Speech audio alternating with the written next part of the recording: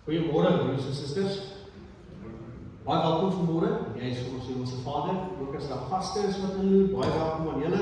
As jy splinternuut is en kom deel word van die gemeente, ons is opgewonde om julle te ontmoet. Ons het 'n nuwe interactors-vorm wat ingevul kan word. Skryf jou naam daarin en ons kom maak 'n draai en ons stel onsself voor aan julle. So baie welkom vanmôre by ons erediens. Julle is soos altyd genooi na die tee en die koffie na die tyd. Ons sê dankie vir die wyke, net hier seker maak. Dit is Olive Dale, Noordbank en Victory Park, wat help met die teeskink vanmôre. Baie dankie daarvoor. En ons sien hierso volgende week sal dit Fontainebleau Volwys se weer wees op die teeskink. Baie dankie julle. Ek het nou nie gaan kyk of daar happies is nie, koekies en die goeders nie, maar kom drink koffie en tee na die tyd. Dit is altyd net lekker om hallo te sê en so ietsie te drink na 'n vreeslike konsentrasie in die erediens vanmôre. Goed. Reg broers en susters, die ander ding is, jy moet maar die blaadjie vat asseblief. Daar's altyd afkondigings daarop wat belangrik is. Ek weet die NHSV het 'n vergadering in die saal na die tyd. Soos julle weet ook verder is die kinderkerk tans in die kampklassies van die saal by mekaar besig. Dis die oudjies voorskool tot en met graad 3 en na die tyd soos altyd is die kategese graad 4 tot graad 11 na die erediens is hulle toenig ook daar in die saal. So neem kennis daarvan.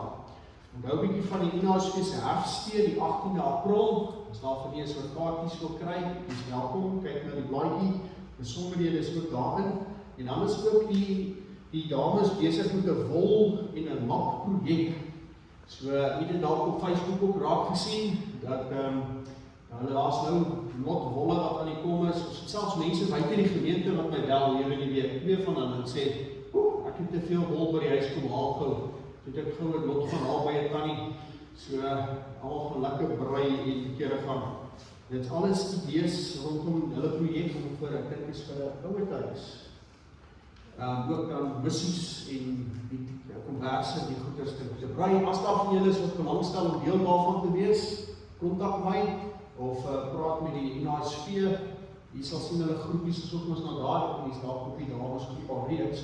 Maar as daar van julle is wat belangstel om daarby te sit, as jy daar kom om deel te wees daarvan. Goed. Dan broers en susters, neem maar net kennis van al die goedjies wat hierop na vore kom.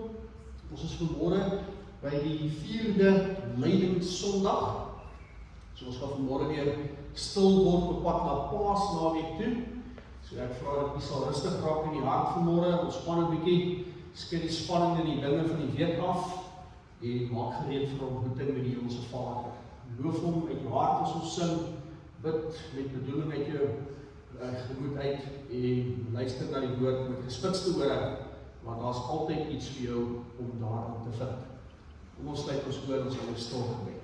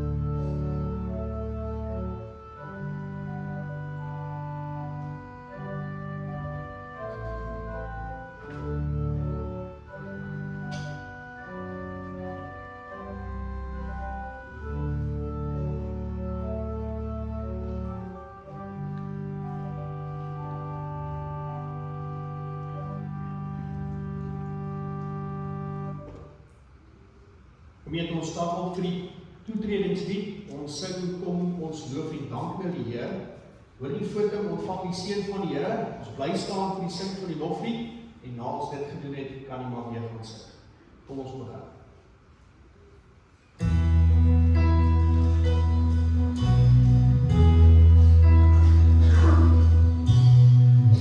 Kom ons loof en dank na die Here.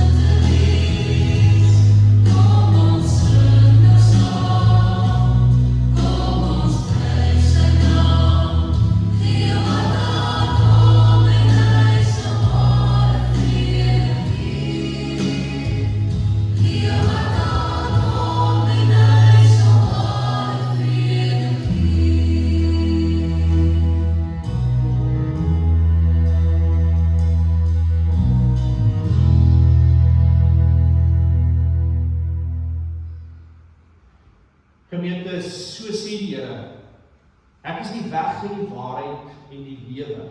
Niemand kom na die Vader toe, behalwe deur my nie.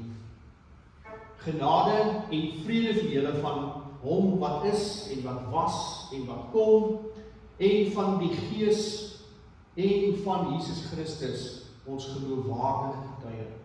Amen. Ons antwoord op die seëngroet, kom ons sing, Here, ons sal U loof, die eerste, tweede en die derde strofe.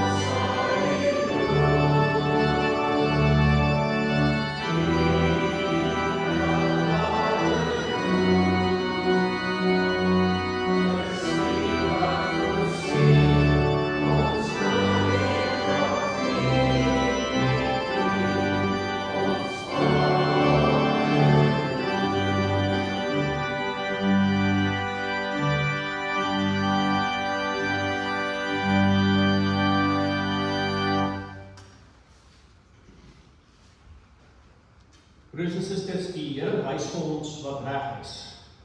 Ons hoor sy wil uit Micha 6 vers 8. Daar staan, mens, die Here het jou bekend gemaak wat goed is.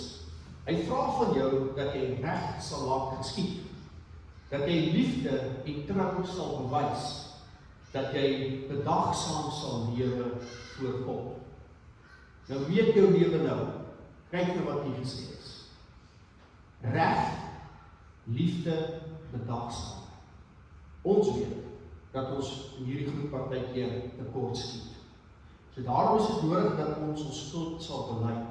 Terwyl jy so sit, kom ons sluit ons oë en dan bely ons skuld voor die Here. Ons opwagtig hier ons Vader. Here, ons weet dat ons nie altyd doen wat reg is nie. Ons weet, Here, dat ons sukkel met die liefde vir alle mense, ons naaste. Here, ons weet ook dat ons wandel nie altyd in nederigheid saam met U in hierdie lewe nie. Here, ons bely ons sonde en ons vra om vergifnis. En dan sê ons dankie, Here, want U seën ons met soveel wonderlike dinge, soveel gawes ons het, soveel voorregte wat ons geniet, soveel dinge wat ons in ons lewens het, goed wat gebeur en ons is nie eens bewus daarvan dat U ons seën nie. Ons neem dit van selfspreekend, dat ons moet ontvang. En baie keer kry ons dit, sonder om digter daaroor na te dink. Here, verder sê ons ook dankie vir die mense wat in ons lewens geplaas het, vir wie ons kan lief wees en wie vir ons lief is. Here, maar ons weet ons word ook uitgedaag deur ander mense in ons lewens. Ons vra dat U Gees ons sal help om daarin standvastig te bly, daarop te werk, om geduld te beoefen en selfs liefde te kan deel wanneer ons voel dit nie reg is of nodig is. Maar Here, ons sê baie dankie dat U so mooi vir ons sorg elke dag. En Here, ons is bewus daarvan dat daar ook uitdagings in hierdie lewe is. Dinge gebeur partykeer nie soos wat ons wou hê dit moet gebeur. En dan vra ons, Here, hoekom en waarom? En tog, Here, moet ons op 'n punt kom waar ons U vertrou. Ons verstaan nie U weet nie, ons kan nie sien wat U raak sien nie. En al wat vir ons oorbly, Here, is om aan U vas te hou. En te vertrou dat U ons troos, krag gee en met ons is. En dat daar meer aan die gebeur wat hy Here is wat ons menslike vermoëns ons toelaat om te kan waarneem. Ons erken dit so. En Here, dan bid ons vir die wêreld wat U liefde nodig het. Ons sien hoe daar harte is wat net wil beklei en veg. Dat die mens homself so op 'n hoë punt in 'n troon geplaas het. En dat ons vergeet dat ons eintlik afhanklik is. Dat ons eintlik maar net mens is met ons swakheid. En dat dit juist daardie swakheid in ons is wat ons dryf na die liefdeloosheid wat ons baie in die wêreld raak sien. En daarom bid ons Here dat die Heilige Gees in hierdie hart aan die werk sal bly. Dat daar waar gelowiges hulle self bevind, dat hulle ook 'n spieelbeeld van Jesus se liefde in hierdie wêreld sal wees. Here, daar waar ek is, waar U elkeen van ons het geplaas het, in ons gesinne, families, werke, sosiale kringe, dat ons juist daardie beeld van Christus se liefdes mag wees, sodat die boosheid wat so maklik gestuit word en verdryf word, nie uit eie krag nie, maar die krag wat ons van God af ontvang. Here, ons bid dan dat U woord ons sal lei vandag, dat die waarheid van die woord aan ons bekend sal wees, dat dit mag sin maak en ons dit kan toepas. Want Here, ons weet die woord kan baie dinge vir ons sê elke Sondag, maar as ons dit nie gebruik nie, as ons dit nie toepas, Maandag tot Saterdag en Sondag ook nie, Here, dan verloor ons, dan val ons die waarheid wat die woord vir ons het. Lei ons vanmôre in die woord, mag dit vir ons sin maak en mag ons dit ook uitleef. Ons bid dit in Jesus se naam.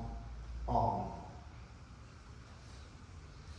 Hoor die genade, broers en susters, ons lees in Psalm 103, vers 12, so ver as die ooste van die weste af is, so ver verwyder hy ons oortredinge van ons af. Weg. So in Christus is jou skuld weggedra, jy is vrygespreek. Broers en susters, ons staan vir ons volgende lied, ons sing God enkelig voor U gesig. Dis 'n stukkie van 'n belydenis, kom ons in die eerste, die tweede, die derde en ook die 5de strofe saam. Daarna kan jy weer gaan sit.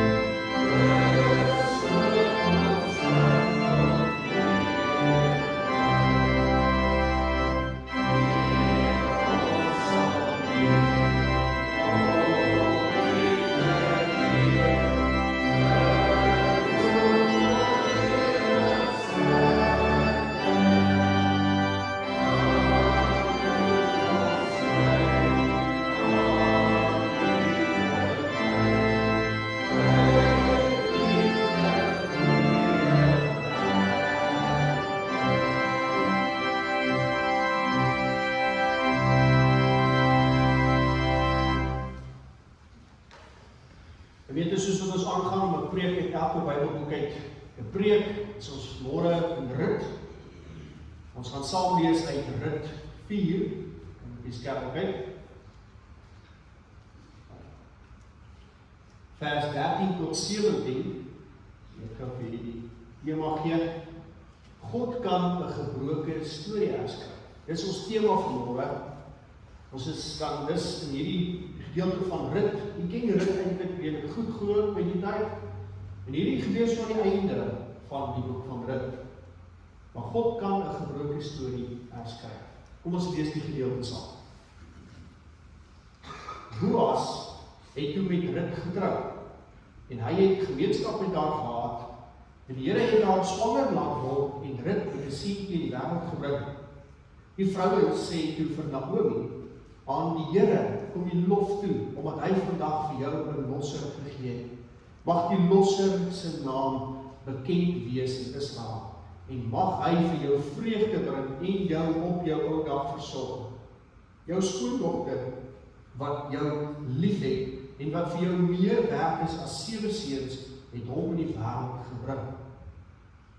Naomi het toe die seentjie op haar skoot gevat en as haar eie aangeneem. Haar buurvroue het die seentjie toe 'n naam gegee. Hulle het hom Obed genoem en gesê, 'n seun is vir Naomi gebore. Obed was die voorvader van David. Ons lees net tot sover.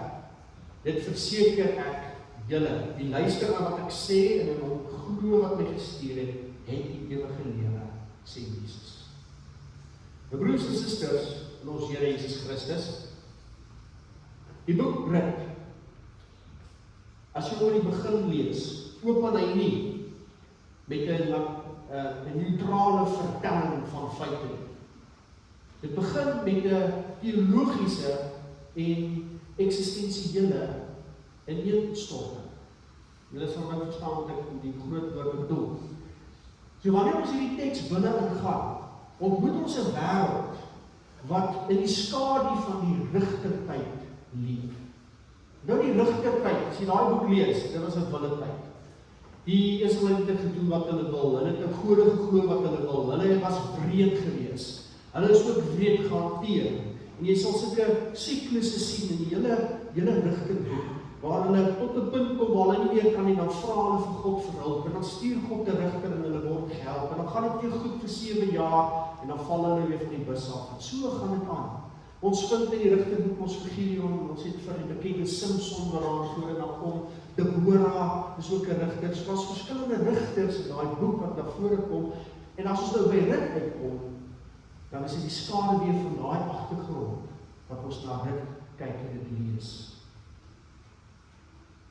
Is 'n tyd waarin elkeen gedoen het, wat reg was in sy eie oë, en die verbondsverhouding wat daar moes gewees het met God, was op die spel. So, ons lees van 'n hongersnood in Bethlehem. Interessant, Bethlehem, die woord Bethlehem verwys na die huis van brood, en nou is daar hongersnood. So is nie toevallig nie, dit is bedoel om dit so te hoor. Dit is die eerste skerp aanduiding van 'n volk wat hul anker verloor het in die lewe. So in die Israelitiese verstaan was die landbouopbrengs van die land 'n sigbare barometer van 'n verbond tussen Jahwe en sy volk. 'n leë dorsvloer was dis nie bloot ekonomiese krisis nie. Dit was 'n aanklag teen 'n volk se afvalligheid. Jy sal laasweek onthou Gideon wat weggekruip het in 'n parskyp, besig om koring uit te sorteer vir sy familie. So in hierdie landskap van verlatenheid vind ons dan vir Naomi. Haar verhaal is nie net een van persoonlike verlies nie, maar van totale ontworteling. Wat hoor ons van Naomi is dat sy verloor haar man, Elimelech, en sy verloor ook haar 2 seuns, daar in 'n vreemde plek, Moab. En vir 'n vrou in daardie patriargale samelewing was die verlies wat sy gehad het, absolute vernietiging. Vernietiging van haar sosiale en ekonomiese voetspoor in die lewe. Sonder mans was sy 'n sosiale nul gewees. Sonder beskerming, sy was sonder wettige status en sonder enige stem binne in die stadspoorte as daar 'n regsaak sou na vore kom. Het haar sê niks vertel. Sy was 'n menslike speelbal van omstandighede in haar lewe, in die begin van dit. So wanneer sy uiteindelik na Bethlehem toe teruggaan, is dit nie net 'n triomflike terugkeer wat sy sê, hier kom ek met goeie dinge nie. Sy is eintlik, as sy in Bethlehem intrap, is sy 'n skaduwee van wie sy eintlik is. Sy is nie regtig 'n sterk persoon. En haar woorde wat mens lees in Rigter 1 vers 20 word iets wat vertel van haar pyn in haar hart. Ons lees, moenie my Naomi noem nie, noem my Mara, want die Almagtige het my baie bitterheid aangedoen. En jy sal weet dat die woord Mara beteken bitter, nee, bitter, dis hoe sy voel. En hierdie Mara moment is nie net 'n antieke herinnering nie, dit is ook vir ons 'n moderne realiteit. Want jy het ook in jou lewe. Ons ken die bitterheid wanneer die lewe ons, die een hou na die ander hou toedien. Dis die koue stilte in 'n huis nadat egskeidsdokumente geteken is. Dis die oorverdowende leegheid van 'n bankrot besigheid wanneer jy jare gesoek het om dit te bou. Dis die onverstaanbare dood van 'n geliefde wat jy net nie kan begryp en jou vrede maak nie.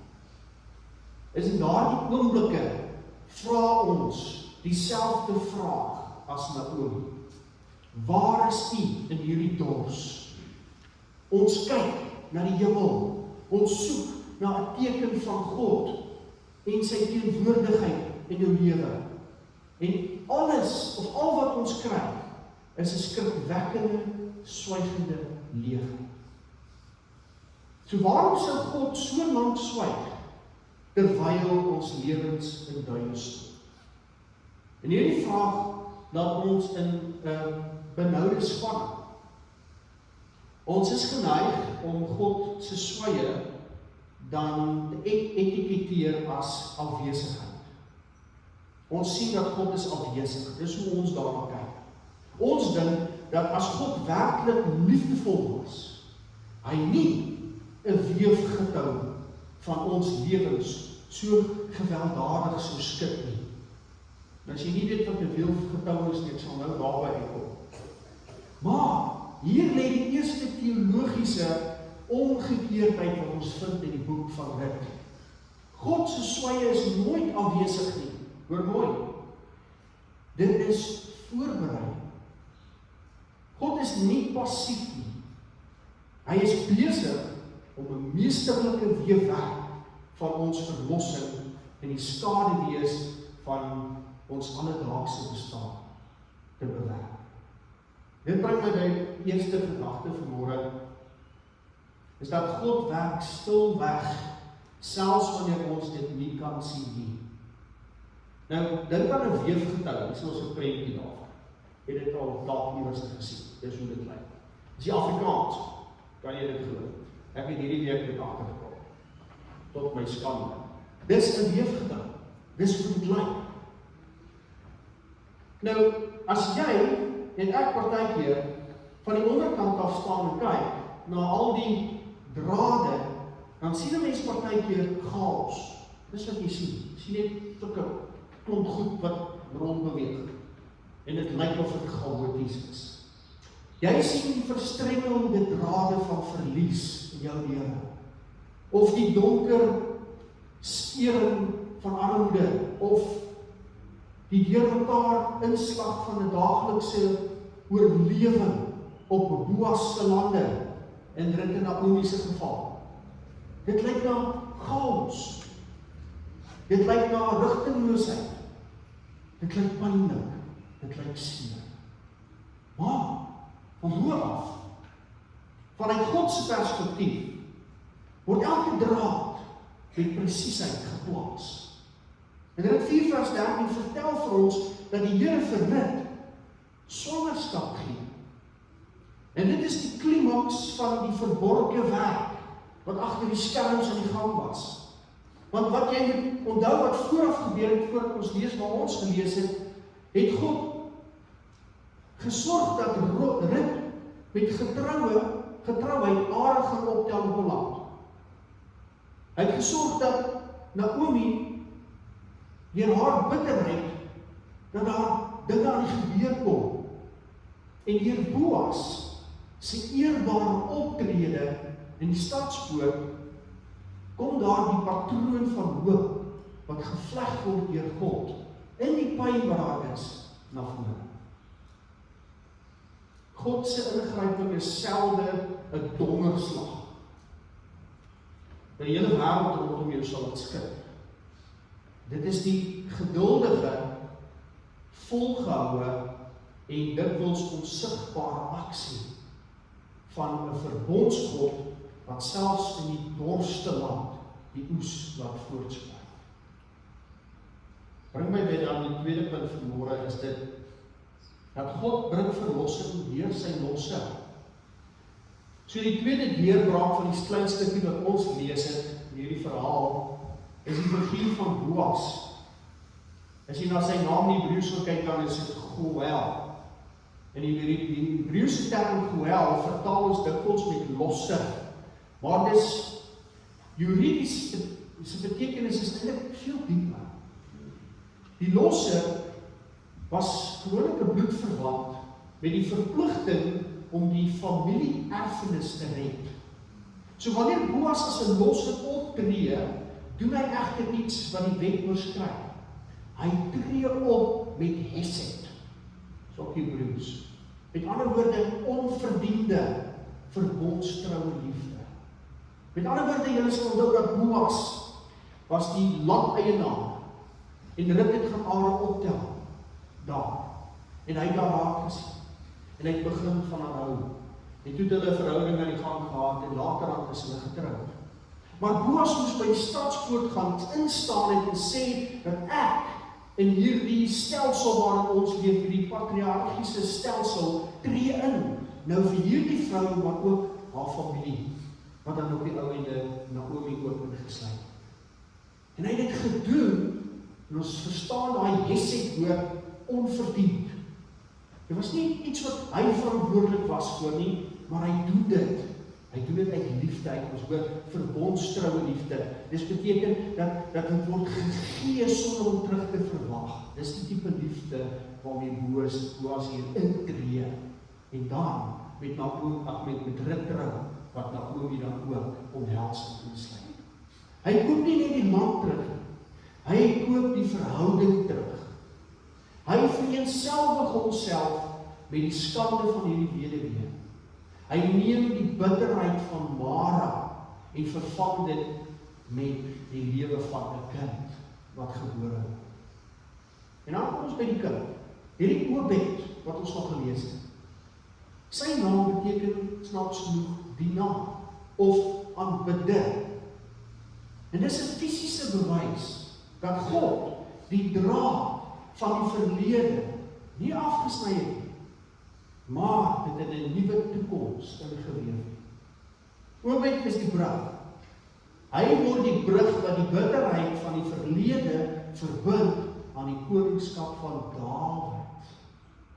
En uiteindelik as jy die lyn volg, dan loop dit uit op die geboorte van Jesus Christus. So hier sien ons 'n skadu-agtige vooruitgang van die evangelie. In die Ou Testament daar, of in hierdie hele gedeelte. Jesus is ons ware Goel. Hy het nie net die skuld betaal vir jou en vir my nie. Hy het homself as die uiteindelike losprys gegee om ons vanuit Mara bedryf terug te koop binne die familie van God in. Waar ons geen reg gehad het op lewe en hoop nie, net soos in Naomi se geval, het hy gekom en ons in sy bloed gekoop. Die skakel is eksplisiet. Soos Obed die herstel van 'n gebroke gesin in Bethlehem gebring het, bring Christus die herstel van die ganse mensdom. Hy is die een wat die verstrooide dade van ons gebroke lewens neem en dit in 'n ewige tapijt van sy koninkryk inneem. En dit bring my by die derde gedagte. God se plan strek verder as wat ons kan sien. Broers en susters, jy kan dalk getuig word. Hoe baie keer dinge met jou nie gebeur in jou lewe nie verstaan nie, waarom jy in die hel moet gaan. En 9 uit die 10 keer as jy terugkyk, dan sien jy nou verstaan het, want dan lyk die pad duideliker in retrospeksie. Jy sien hoekom het jy beweeg waar jy beweeg het, waarom jy deur dit moes gegaan het, waarom jy daardie frustrasies en daardie uitdagings in jou lewe moes beleef het. Want God het jou gevorm. Net soos wat iemand in 'n ystererts, daai yster slap en klap en te kere gaan totdat dit word wat dit moet wees, soos 'n pottebakker sê in die Bybel, wat sy klei vat en hy bou dinge sê nee wat en hy breek hom op en hy doen iets nuuts daarmee. So moet ek en jy partykeer sterk word, gelouter word vir die lewe waarvan jy nou leef. En jy kan net terugkyk en sien en sê, ja Here, ek verstaan. Ek het nie daarvan gehou nie, ek het nie daarmee saamgestem nie. Ek wil gehad het dis wat moes gebeur het. R1 miljoen in my bankrekening, nie ek wat moet hard werk hier na die posisie en daai situasie nie. Maar tog sê God, jy het geleer om daar weer te kom. Jy is sterker daarvoor. En ek het jou gehelp om jou voor te berei vir dinge van die lewe. Ons stop daarteen, want ons hou nie daarvan. Ons wil dit maklik hê, maar wanneer dit mense maklik het, dan as die swaar goed kom, dan word jy plat geskeer op die grond. Jy kan nie. Jy kan nie daardeur kom nie, want jy het nie geleer om dit te kan hanteer. God help sy kinders om die uitdagings van die lewe net nog beter te kan deurstaan. Al maak dit nie vir jou sin. Nou hier in vers 16 lees ons dat Naomi die kind neem en hom op haar skoot neersit en vir hom sorg. Dis 'n baie mooi simboliese beeld. Dit beteken nie net noodwendig dat sy die kind aangeneem het nie, maar dit wys dat hierdie kind 'n nuwe begin vir haar beteken. En die vroue van die dorp gee vir die kind 'n naam, Obed. En hierdie naam beteken soos weet dienaar. En hulle sê, daar is vir Naomi 'n seun gebore. En dan eindig die boek met 'n verrassende detail. Obed word die pa van Isaai. En Isaai word die pa van Dawid.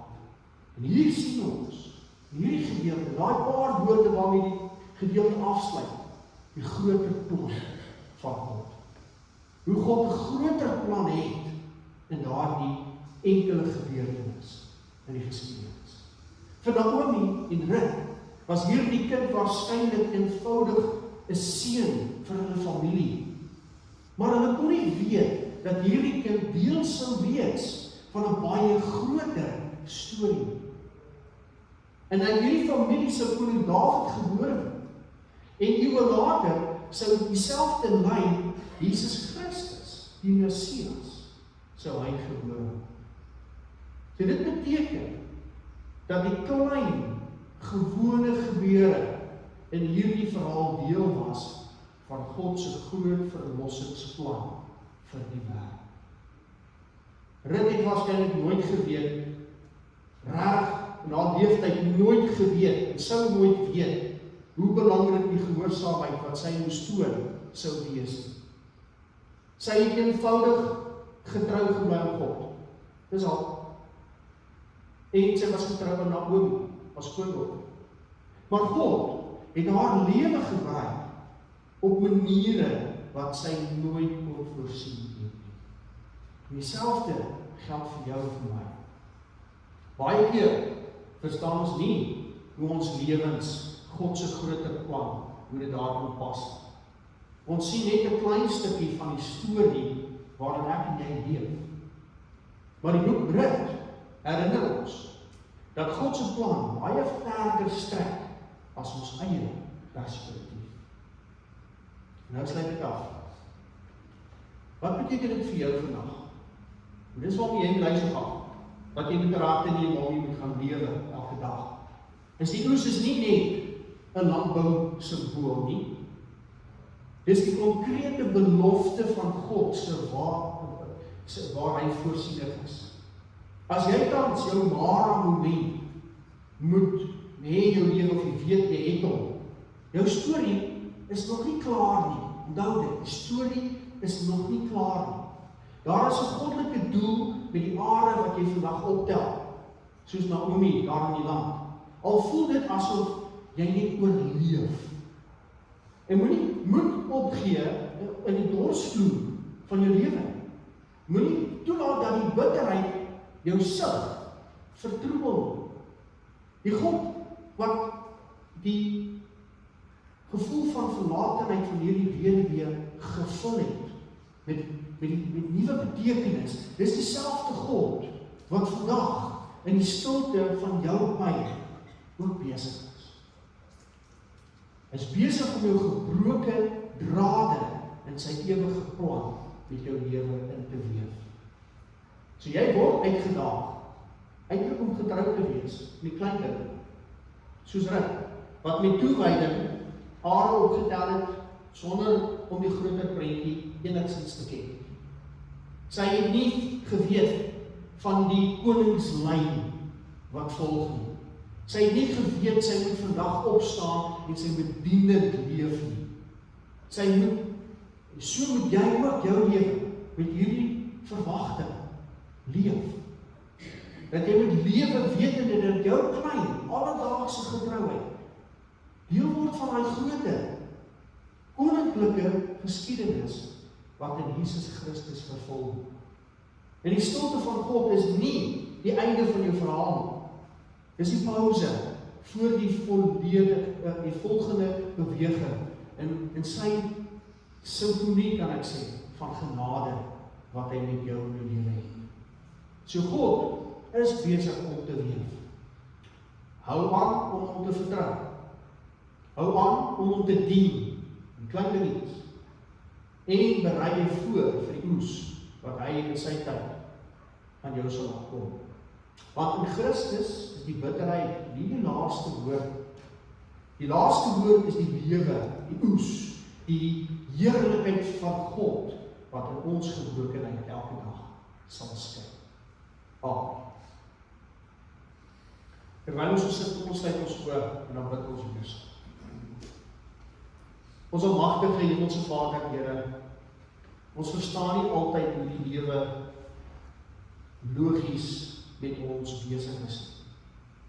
Ons werk hard, ons bring ons kant, ons het ons planne, ons maak voorbereiding, en so gaan ons aan met ons bydra tot die lewe, Here. Maar dan gebeur daar dinge wat baie keer ons nie verstaan. Net soos vir Naomi, waar sy haar man moes verloor het en haar 2 seuns in haar wêreld, watter verskriklike ding moes dit nie vir haar gewees het. Wat sy angs het sy beleef en sy weet dat in hierdie samelewing waarvan sy deel is, dat sy nou baie laag is. Maar Here, U het haar bitterheid gehoor en U het daarop geantwoord. U het vir haar vreugde weer gebring in die geboorte van die kleinkind. En so is U ook besig met elkeen van ons op 'n manier wat ons nie altyd kan sien of bewus van kan wees. Ons bid Heilige Gees dat U ons sal help en vertrou. Ons bid Here dat U ons sal bedaar en ons soeke na die hoekom vrae wat baie keer so deur ons gedagtes deurboelie. Help ons Here om net stil te wees, nie teenwoordigheid. Net te gaan sit en vir U te vra om vir ons sin te gee, wanneer ons die logiese verloop van dinge in die lewe nie altyd kan verstaan. En dan Here, weet ons en het ons al gesien hoe U ons gelei het. En ons kan terugkyk in ons lewens en weet dat U met ons 'n pad loop. En Here, die pad verstaan ons nie altyd nie, dit maak nie altyd sin nie. Maar wanneer ons werklik waar dit sien, of ietsie daarvan sien soos wat U dit sien, Here, dan besef ons hoe groot U is en hoe fyn U met elkeen van ons se lewens lank reeds aan die werk is. Here, dankie dat U 'n pad met elkeen van ons loop. Here, dankie dat ons gebore is, want net die feit dat ons bestaan, is dat ons is gekies om hier te wees deur U groot liefde en genade. Here, help ons om hier elke dag net meer te ontdek, dat ons sal waaksaam wees van die afleidbaarheid van die wêreld daar buite, dat daar partykeer dinge so ingekleer word dat dit lyk na die waarheid, maar eintlik baie vals is vir ons siele en ons toestand. Help ons, Here, deur U Gees om bewus te wees daarvan. En eerder te fokus op die hier en die nou, waar ons met die klein dingetjies wat ons mee besig is, die naam kan verheerlik. Here, wees in ons gedagtes aan die werk, saam met ons, help ons om daar beheer te neem, sodat dit 'n uitwerking van positiwiteit kan hê in ons woorde en ons dade, elke dag. Lei ons, Here, in hierdie dag en ook die week wat kom, en Here, wat ons al nader aan Paasnaweek beweeg, mag dit weer vir ons 'n besondere geleentheid wees, waar ons net weer besef, hoe nietig ons in ons menswees is, maar hoe groot U in die liefde vir elkeen van ons al lang reeds is. En dankie, Here, dat ons U kan ken, en dat ons 'n lewe kan leef handelaar met U, en dat U vir ons die krag is, wanneer ons eie krag baie min geword het. Here, ons bid hierdie dinge, niemand ons het kan verdien nie, ons kan nie, maar ons ontvang dit in liefde deur die genade van ons Here Jesus Christus. Amen. Kom ons lees gou die volgende saam. Kom ek lees dit vir U. Ons bely ons geloof, klink soos volg. Ek glo in God, die Vader, die Almagtige, die skepper van die hemel en die aarde. En ek glo in Jesus Christus, sy enige gebore Seun, ons Here, wat ontvang is van die Heilige Gees, gebore is uit die maagd Maria, wat gelei het onder Pontius Pilatus, gekruisig is, gesterf het, en begrawe is en ter helle neergedaal het, maar wat op die derde dag weer opgestaan het uit die dode, wat opgevaar het na die hemel, en sit aan die regterhand van God, die Almagtige Vader, van waar hy sal kom om te oordeel die wat nog lewe, en die wat reeds gesterf het. Ek glo in die Heilige Gees. Ek glo aan 'n heilige, algemene, Christelike kerk, die gemeenskap van die heiliges. Ek glo in die vergifnis van sondes, die opstanding van die vlees en die ewige lewe. Amen. Kom ons sluit af met ons slotsang, ons gaan saam sing, voel jy soms op die Here te vers. Daarna van die seën van die Here en dan sing ons die Amen saam.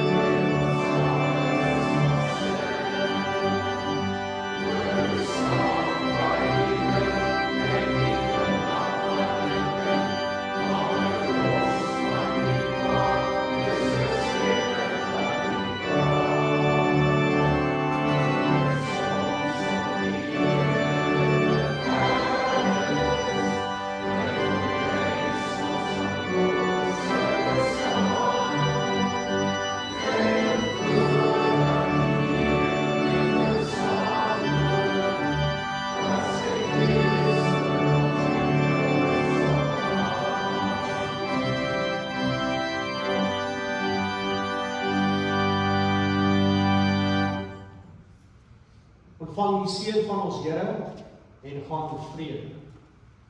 Mag daar vir julle genade en vrede in oorvloed wees deur julle kennis van God en van Jesus ons Here. Amen.